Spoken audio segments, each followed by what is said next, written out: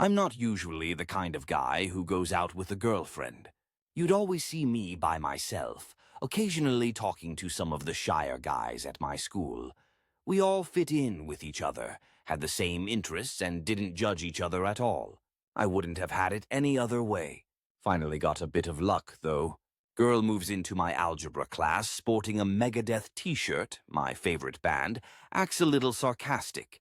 I'm not usually one to base attraction on apparel, but the best part was that she was gorgeous. I mean, it's not like every upper-class man would say they'd totally fuck her or something demeaning like that, but to me she was golden. A few zits, perfectly symmetrical facial features. Eyes were kind of smaller than usual, big lips, but none of that really mattered. The best part was whenever she said something. She carried a fantastic wit, a bit of a stoner voice, but I didn't mind. I thought we'd be able to babble back and forth given the chance, just talk about stuff, and she'd have something smart and funny to say every time. Friends got to her before I did, though. I found out through them that we had some similar interests. Smash Bros. Brawl fan, likes comics. Not the same ones as I did, but I shouldn't complain. Really open and honest. You could tell her anything according to my friend's account of the situation, she wouldn't care. From the looks of it, she gravitated towards Harris the most. He was always the ladies' man in our little circle. I finally got the adrenaline rush to just talk to her after a week. I walked up after algebra class and mumbled a few jokes that built off of something she said earlier. She laughed. Yeah, only guy to say that to me. Hell, only guy to compliment me, period. What's your name? I froze. I haven't looked her in the eyes the entire time during the conversation. I looked like I just took a shit in the teacher's coffee and was ashamed of it. I always had a terrible stutter, so I just said my name was wrong. It was actually Alan, but I could never get past a vowel at the beginning of a word. She looked a little sympathetic, like I was just a loser to her, but to my surprise I heard, I know this is going to sound like I'm stepping on landmines, but could I have your phone number? Why? It's okay if you don't want to give it to me. Oh, no, I was just shit-faced for a moment, sorry. I gave her my number. The additional S-bomb probably unintentionally smoothed things over. She'd swear like a sailor in the classroom, another thing we both did constantly.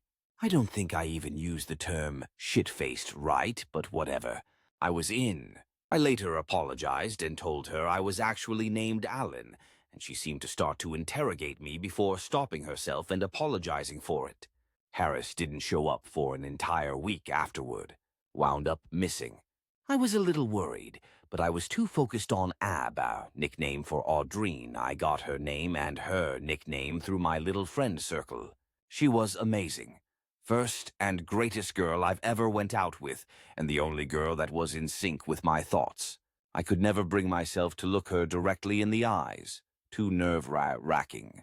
Felt like a little douche for not doing her the favor of actually making eye contact. But I fucking had a girlfriend and couldn't care less about anything else. Oddly enough, I found out things she wouldn't tell me through my friends. She also shared interests with everyone in the circle. Didn't matter what interests they were. It was a week in and we were sitting in her car after school had ended. Parking lot was empty. She smiled and asked if we could go to my place. I hesitated and basically shit in my teacher's coffee cup again. I didn't tell my parents about Ab. I didn't want her at my house because I felt things were actually too fast for me. She also kept questioning why I wouldn't look her in the eyes after numerous explanations and understandings of my social awkwardness. I finally said, No, look, Ab, you've been fucking amazing, but I haven't told my parents yet. I don't tell them anything these days anyhow. I'm really sorry. Do you have an email? We could still talk even when we aren't in the same spot, you know? I know I sounded like a prick, but Ab seemed to take it too badly. She looked like she literally froze in place, smile and everything. Her smile was the only part of her body that finally moved into a mildly frustrated frown. She readjusted herself. Okay, I'll take you to my place if you're going to be so secretive about me. She smiled and grabbed my crotch. We could spend some time in the same spot there. She proposed that we have a little snuggling session. Considering I was probably never going to have another opportunity to get this close to a woman and enjoy it, I agreed. I could very well get laid. She was surprisingly understanding about everything for the first week. Now we just needed to get through the first month together and not have any foul-ups. We moved from the couch to the bed. I don't like kissing normally, but she convinced me far too well. My eyes were closed most of the time, was completely into it when she stopped. She was stern and condescending in her tone when she said, "What's wrong, Alan?" She'd normally call me Al. I wasn't interested in her talking to me like this and snapped back, "I don't know, maybe the insecurity issues I talked about for the past week aren't gone?" "I'm too nervous, Ab. I'm sorry, but you knew I couldn't look you in the eye, even if you asked nicely. I just can't do it."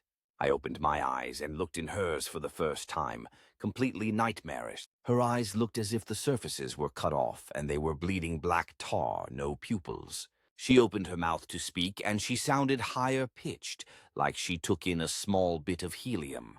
Her mouth was toothless, not just toothless, but as if her teeth were fucking ripped off, her gums bleeding and filled with sores. The zits she had now were pulsating and grew to the size of warts. Her hair was frizzed and had white stems. Her mouth and cheeks permanently fixed in what would have been a goofy, cheerful smile. She was screaming every word now. "Look at me, boyfriend," she cried. If I wasn't looking her in the face before, I wasn't going to now. I pushed her off of me, and I regretfully noticed some more things. Her limbs looked red as if she got out of a steaming shower. Her arms and hands were white and pruned, veins shining through. Her eyes were now black and pruned with small round growths sprouting out of them, and she was fast on her feet, to my inconvenience. After I pushed her off, she bolted back up and ran after me as I jolted out of my house. Her footsteps seemed faster with each lunge. I got out and didn't look back, ran into the cul-de-sac that was nearby and regurgitated in the grass a bit. That visage would make a permanent residence in my nightmares. But it was over. I locked my door when I got home, told my parents her family was insane, and that she had to kick me out of the house early due to that. As the story stood now, her religious military grandfather tried to assault me and chased me out of the house. My parents constantly apologized for something that wasn't their fault, but it was my first real relationship. They must have felt bad. The next day, Audrine didn't show up for school. Her house was vacant when I got a few of my friends to drive me there for company and backup. Blinds were shut and the lights didn't work, as if she didn't exist.